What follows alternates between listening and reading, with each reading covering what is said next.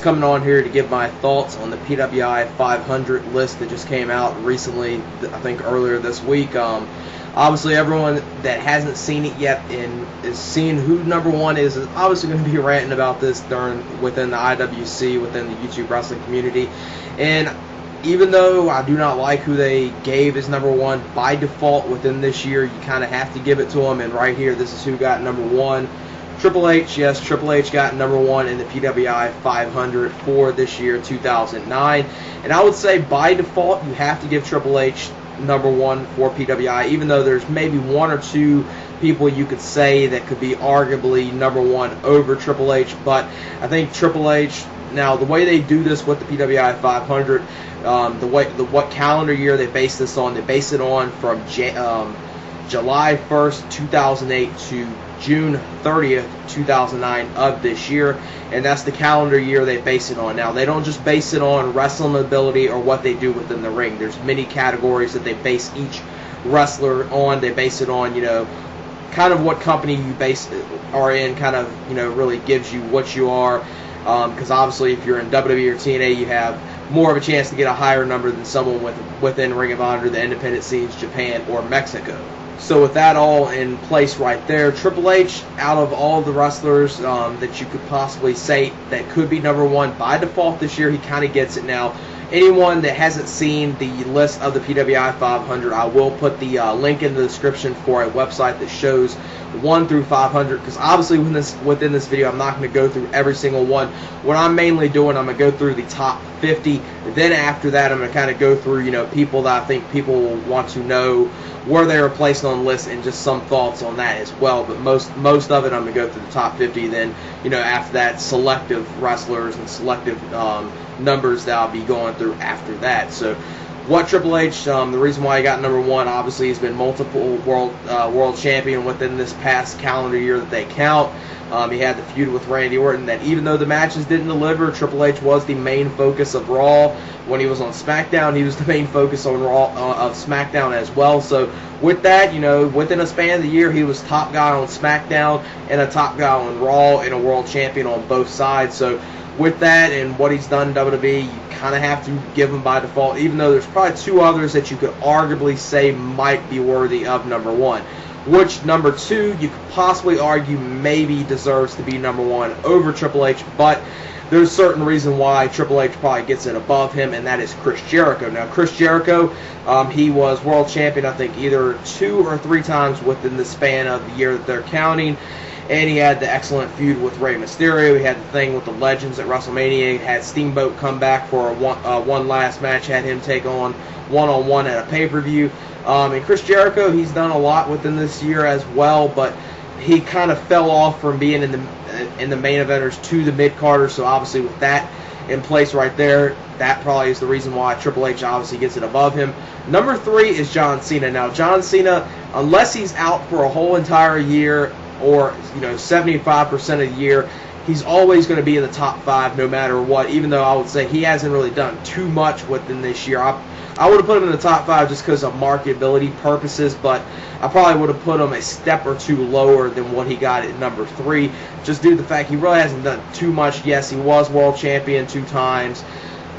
He was in a match at WrestleMania, won the World Heavyweight title, had the match with Edge, where Edge won the world title, and really hasn't done too much to really deserve to be in top 3 other than his marketability factor. And obviously he's the most well-known wrestler nowadays, as far as obviously he's not up to the caliber as being well-known like a Rock or a Hogan or an Austin during the Attitude Era or during the peak of Hulkamania. But within this era of wrestling, he's obviously the most known wrestler that people outside of the wrestling industry and people that aren't wrestling fans will even know who John Cena is to some degree. Not to a degree of Hogan or Rock, but to somewhat of a degree. Number 4 is Edge. Now, I probably would have switched up the positioning that Edge and John Cena did. I probably maybe would have even questioned that Edge could have maybe been number 2, because but the one thing that the problem is with Edge always has these very short title reigns, these transitional title reigns that, sure, right now he's close to being a 10-time world champion, and he's only, been the first world championship he won was in January 2006. So, yes, sure, he's been, multiple world champion, and if he keeps going on this route, it wouldn't shock me if he gets close to Flair's title reigns, but he really hasn't had that many title reigns that really, matter or really mean anything other than probably one or two within his title reigns that he has had since he's been a 9-time world champion. But Edge has done a lot within this year. You could maybe argue that he could be 2 or 3, or maybe some people might even argue he could be number 1 over Triple H, but like I said, Triple H was the most dominant out of these guys that were on top 5. Now, number 5 is Randy Orton. Now, PWI, they did note that obviously during this calendar year that they're counting, Randy Orton was out with an injury, so obviously that takes him from not being at number 1. Now, they said if he wasn't out with the injury that he suffered at One Night Stand 2008 when he had the match with Triple H and injured his collarbone, if he wasn't out injured, most likely Randy Orton would have been number 1, and he would have repeated as PWI 500 number 1 for 2 years straight if he wasn't out with the injury. Number 6 was Nigel McGuinness. Now, if I'm not mistaken, this is probably the highest that a Ring of Honor, former Ring of Honor champion and a Ring of Honor competitor has got on a PWI list at number 6. Because I think even Samoa Joe, when he was working both TNA and Ring of Honor, and I kind of said, since he was working TNA at the same time, he wasn't a full, just Ring of Honor guy, and he got, I think, number 8 or 9 one year, maybe even 7 or something, but I think this is the highest that just a guy working primarily in Ring of Honor has got this high, so that's definitely good. Obviously, within the last 2 months from pretty much April 2009 up until the end of the calendar year that they're counting up till June 30th of this year, he really hasn't done much, but what he did during mostly those other 10 months definitely deserves him being at number 6. Number 7, I'm kind of surprised, but I'm glad to see him in the top 10, and that's Hiroshi Tanahashi. Probably one of my favorite Japanese wrestlers. Either him or Kenta, they pretty much both go back and forth of which one I like the most, so definitely glad to see him at number 7. Number 8 is CM Punk. He was a World Heavyweight Champion 2 times within the span of the year that they're counting right here, so with that, and CM Punk's, been doing pretty good with WWE, so definitely glad to see him at number 8. Number 9, now when I first saw it, I kind of questioned how did he get at number 9, and number 9 was Sting. Sting got it at number 9. Now, the reason why they said he got number 9 was mainly due to the fact that, okay, he's the longest reigning TNA champion that doesn't count the NWA era, that he's the longest reigning TNA champion after TNA and the National Wrestling Alliance broke their ties, and he was a World Heavyweight Champion for 189 days. He had the little feud with Kurt Angle and the whole thing with the Main Event Mafia going against them and other things within TNA that gave him being at number 9. He defeated Samoa Joe at Bound for Glory last year, beat AJ Styles in November. I think that was at the Turning Point pay-per-view last November. So with that in case, obviously I think number 9 is a little too high, but definitely you had to put him in the top 15 pretty much, but maybe would have been a few positions a little too high. Number 10 was Ultimo Guerrero. Now, people that aren't familiar with AAA or don't really catch up or don't really follow AAA, or not AAA, but CMLL, with Ultimo Guerrero, most people remember him from what he did in TNA at the Victory Road 2008 and the World X Cup last year, so that's the main thing people remember him from. Number 11 is Undertaker. Now, Undertaker, he's pretty much one of those wrestlers that isn't ever there full time, so this is kind of got to question him getting number 11. But he is one of WWE's most known stars, and he's probably one of the most marketable guys within WWE. So that in factor, and plus some of the things, we had the TLC match against Edge, had the incredible Hell in the Cell match at SummerSlam 2008, and had the feud with Big Show that was very piss poor, but it was a main focus on SmackDown for a little bit, was when he had that feud with Big Show, had the match with Shawn Michaels that a lot of people consider one of the greatest matches of this year. I think it's a good match. I think some people overrated it, but that's just my opinion of that match. Still a great match no matter what. But with some of that, and he hasn't really, he always takes breaks. Number 11 might be giving him a little too much. Number 12 was Kurt Angle. Kurt Angle, obviously, he's one of the main faces in TNA that is probably the main face of the company. A lot of people make the joke of TNA is total nonstop Angle, and even though Angle's a great wrestler, I think sometimes TNA does give him a little too much attention, but I can't really blame him. He is a great performer in the ring, and he is a well-known star as well that's from former WWE star, and he's probably actually one of the very few guys that's, you know, a veteran within TNA. I don't really mind TNA using too much, but sometimes they do use him a little too much. Number 13 is Jeff Hardy. Now, a lot of you know that I'm not the hugest Jeff Hardy fan. Now, I respect him for what he does in the ring. I think he's a very entertaining wrestler. Now, he's not a great in-ring performer. He's more of like an entertaining wrestler, and I think he knows that, and I think most Jeff Hardy fans, most diehard Jeff Hardy fans will even admit that Jeff Hardy isn't a great wrestler. He's a great entertainer, and he's entertaining to watch. I think you could even argue, and I'm not the hugest Jeff Hardy fan, I think you could maybe argue that Jeff Hardy could have possibly been arguable to be in the top 10 of the PWI this year. Number 14 was Shawn Michaels. Shawn Michaels, just like Triple H, kind of took, not like Triple H, but like Undertaker, took a few breaks within here and hasn't been seen since WrestleMania 25 up until he's going to obviously return at SummerSlam with Triple H, teaming up with making a DX reunion against Legacy, but we haven't seen him since then, and I think he took maybe another break within that year as well. But, you know, Shawn Michaels, just like Undertaker, one of the main guys in WWE that's been there throughout the years, and obviously is still, you know, very marketable, and a lot of people still like him to this day. And number 15 is Kaiju Muto, aka the Great Muta, his other persona that he does, Kaiju Muto, and definitely deserves to be at number 15. A huge fan of him. I had pretty much always been a fan of him. Number 16 is Batista. Now, Batista, okay, had the match with John Cena at SummerSlam last year. Had, I think, one or two, maybe three, maybe even three, or multiple. I know he had multiple World Heavyweight Championship reigns within this year. So obviously number 16. I think he was I think, you know, he was out injured during some portion of this, so that's probably why he got it number 16 only. Number 17 kind of surprised me he got in the top 20, but glad to see it, and that's Tyler Black. Tyler Black is definitely one of the most young wrestlers nowadays. It's probably one of the most impressive wrestlers to watch. Definitely see big things coming from him within the upcoming year, and hopefully within, you know, by the end of the year or early next year, hopefully he wins the Ring of Honor World Heavyweight Championship, because I'm afraid if they wait too long, they're going to do the same thing TNA did with Samoa Joe, is wait too long for him to become World Heavyweight Champion. So hopefully they don't wait too long. Obviously, there's rumors Ring of Honor might be doing a live pay-per-view at some point, so that'd be a good moment for him to win the World Heavyweight title. If they're waiting on for that to get finalized, you know, a live pay-per-view, I'm all well and fine if they wait till then, but hopefully they don't wait too long where it's pretty much meaningless when he wins the World Heavyweight Championship. Number 18, he jumped up really high in the list, and this is Jack Swagger, and I think the same thing's going to happen to him next year. I think WWE is going to do a lot with him within this upcoming year. I don't know if he's going to be World Heavyweight Champion, but I definitely see WWE pushing slowly towards him being a main event wrestler, and definitely going for the title and contending for the title. Don't necessarily know if they would have him win the title. I think they would have him contend for it. Number 19 is AJ Styles. I'm a huge fan of AJ Styles. Definitely one of my favorite wrestlers, and probably one of my favorite wrestlers within TNA. But the thing is, I don't know if he even deserves being in the top 20, because he really hasn't done much. Same with number 20, Matt Hardy.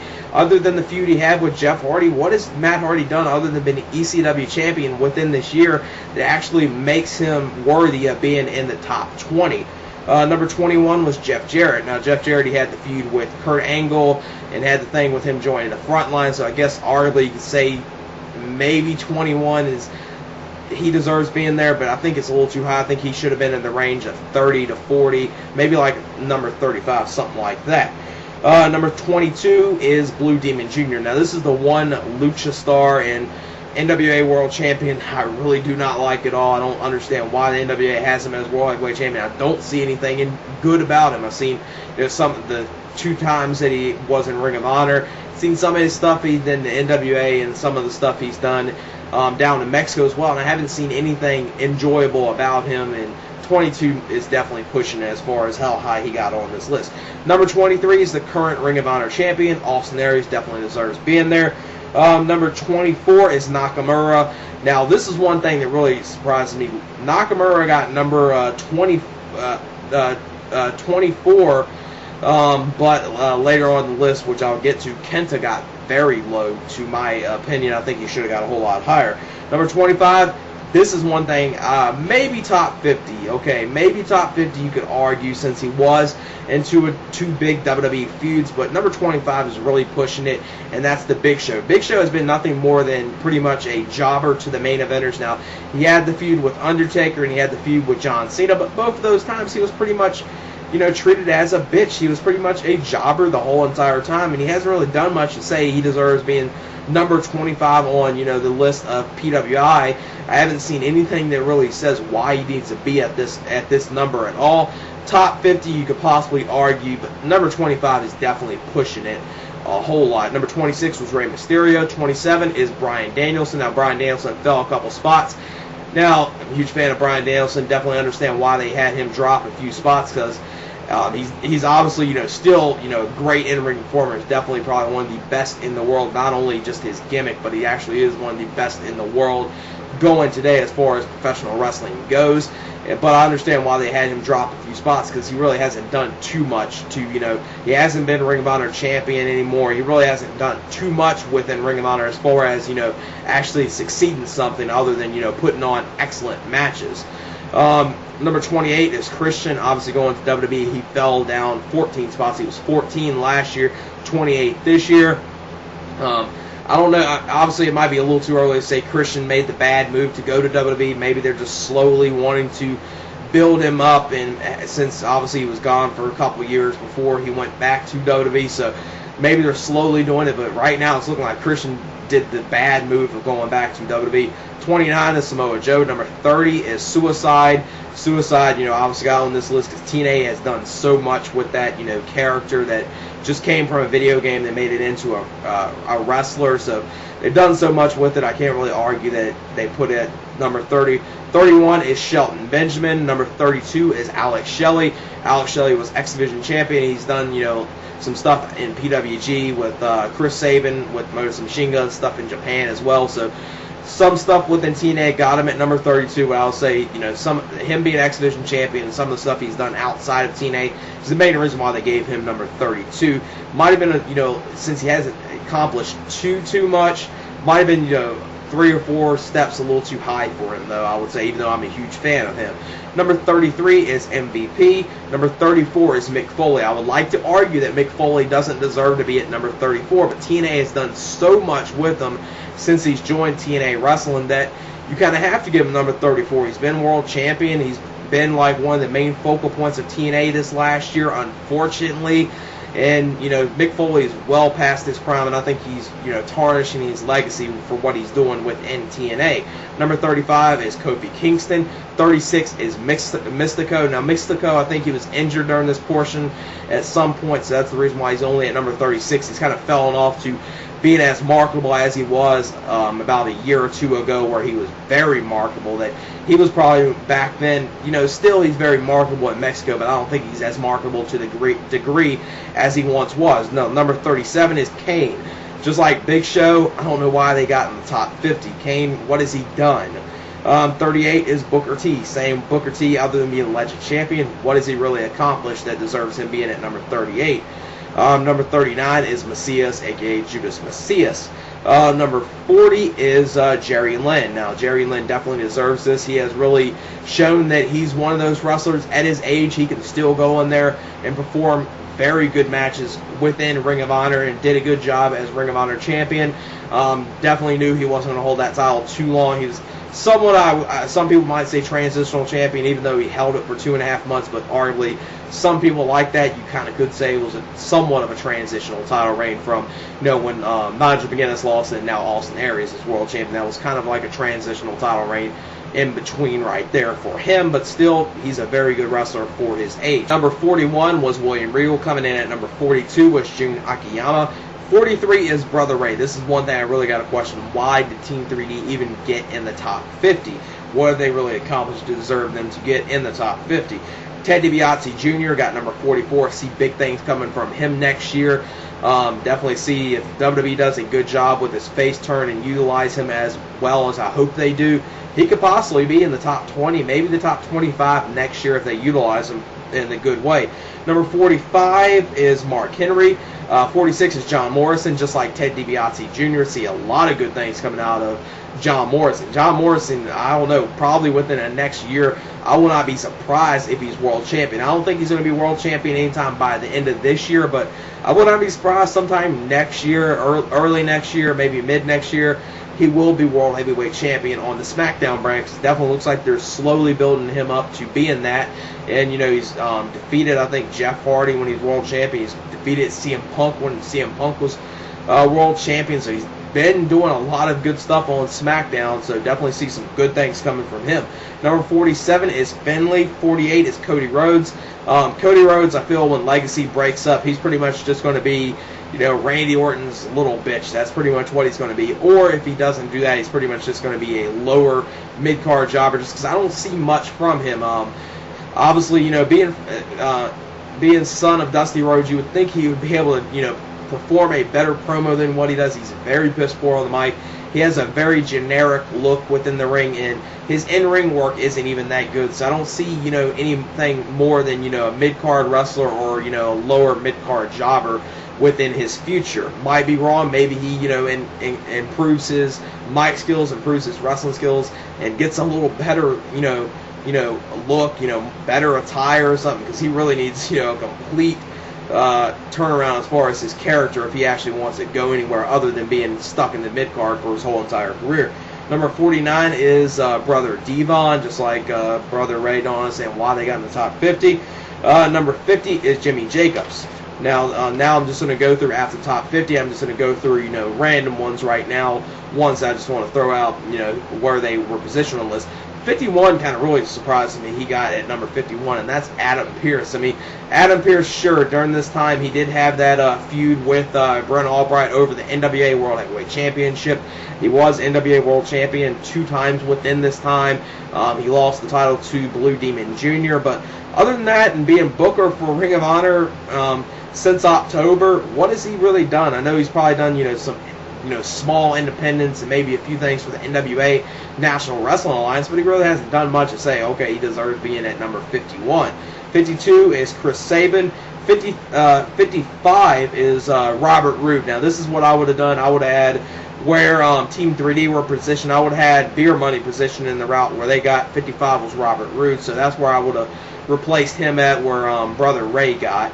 And then 56 was the Miz. 58 Daniels. I'm a huge fan of Daniels, but he hasn't really done much within this last year. But obviously, you know, like I said, people that work in WWE and TNA have a better chance of getting on higher. Like, say if, you know, someone outside of WWE and TNA, say someone within Ring of Honor, within Japan, or independent scenes, or Mexico had the same type of accomplishments as, you know, Daniels had, they would barely probably even get in the top 150, but since Daniels works in TNA, that kind of gets him right there, but he hasn't really done much. Now, 59 is the other member of Beer Money, James Storm, so like I said, I would have had Robert Roode and James Storm positioned where Team 3D were, and put the members of Team 3D where Robert Roode and James Storm got on this list. I maybe would even put them a little higher than what Team 3D got. I would have put them within the positions of 40 to 50, though I wouldn't have put them in the 30s, I do not think.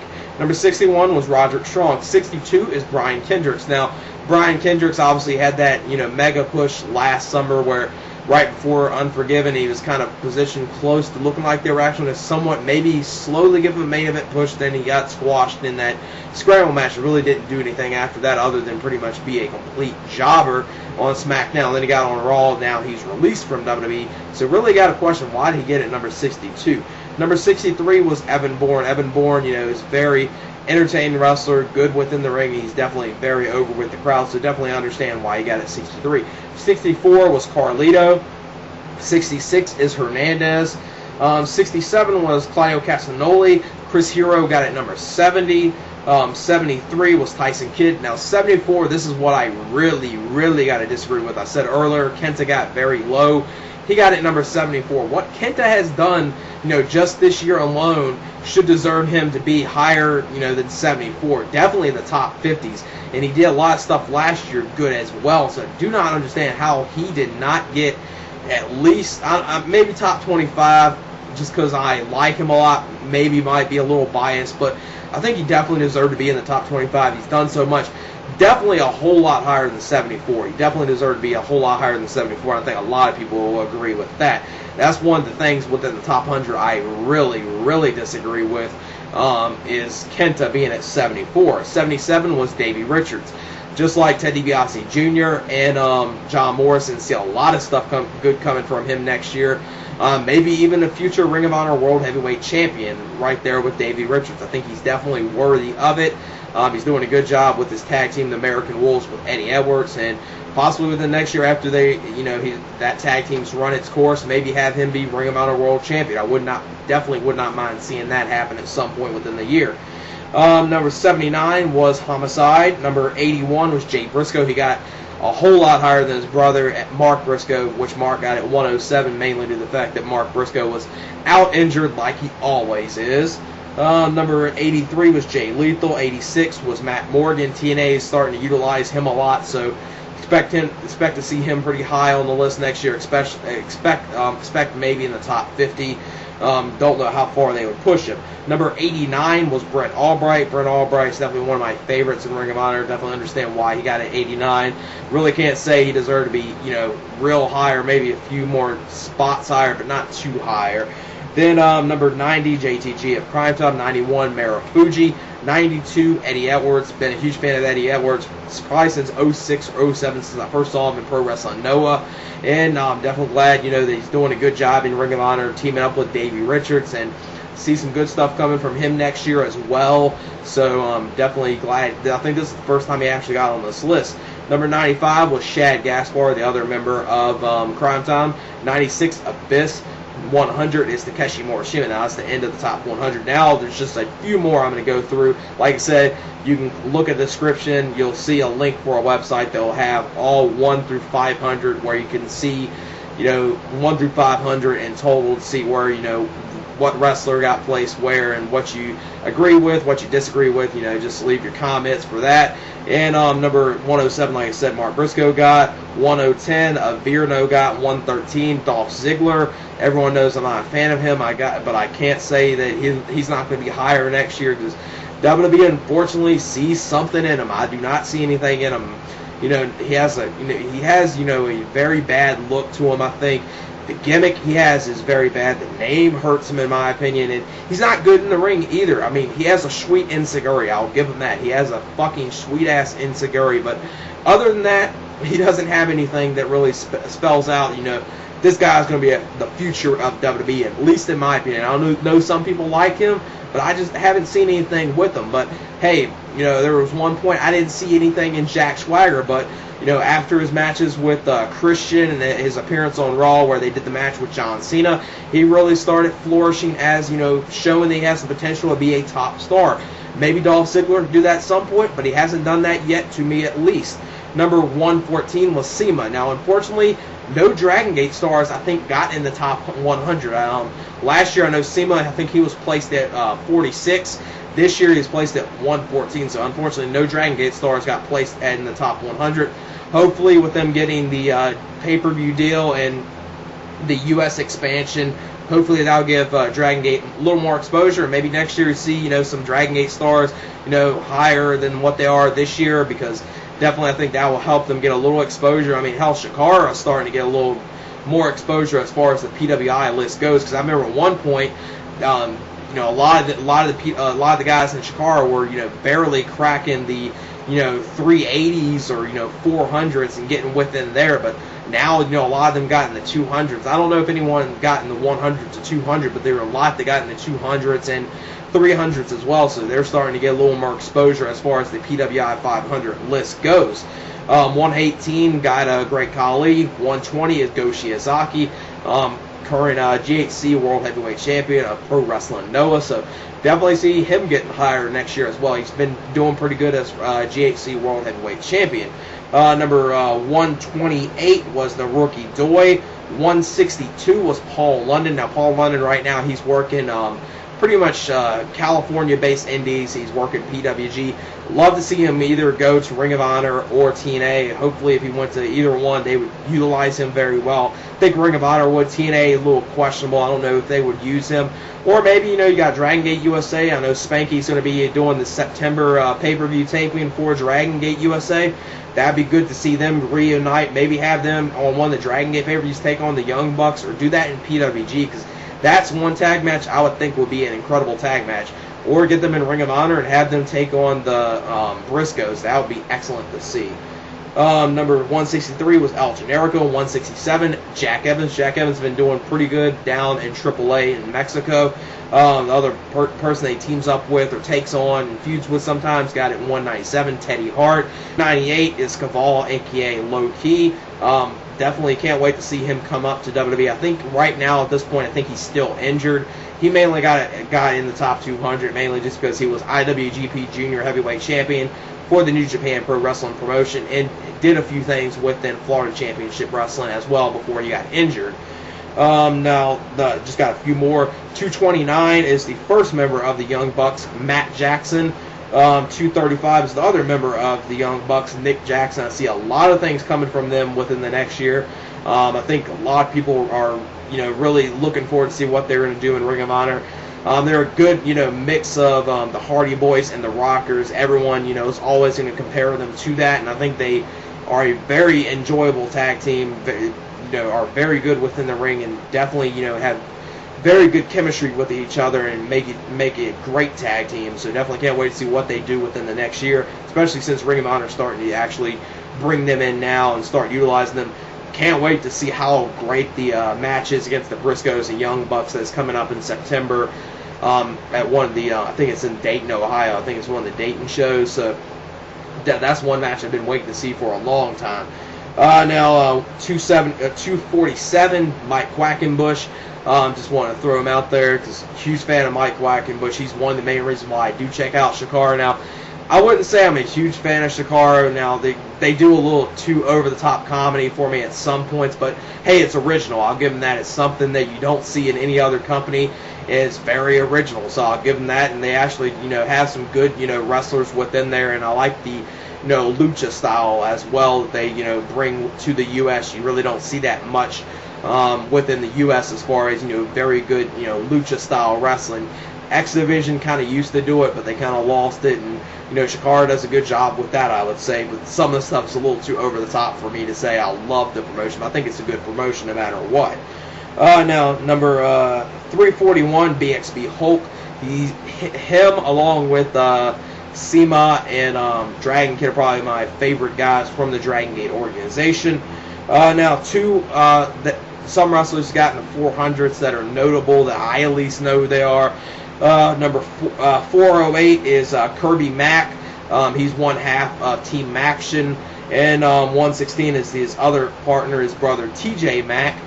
They team up as the Team Maction. Now, I mainly know them just because I'm from Virginia. They wrestle in the Mid-Atlantic area in Virginia, Maryland, and North Carolina. I think they're a tag team that, if Ring of Honor ever catches notice of them, or TNA, or even WWE, they're kind of like the London and Spanky. That's probably the way you could, explain how they are, and they definitely work very good as a tag team. I haven't seen, tons of matches from them, but from what I've seen, I pretty much enjoy them. I've seen them live, I think, one or two times at a UWF/TNA show, or just a UWF show one or two times, and enjoyed seeing them in action, and they're definitely a very enjoyable tag team.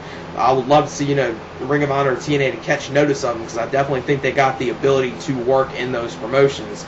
I don't know if it's, they haven't, worked in those promotions because they don't want to travel too much. They just kind of want to work around, the Virginia area, Maryland, and North Carolina, and maybe South Carolina at times. But they're definitely a good tag team. One interesting thing came in at number 482. Have never seen them wrestle, but it's interesting.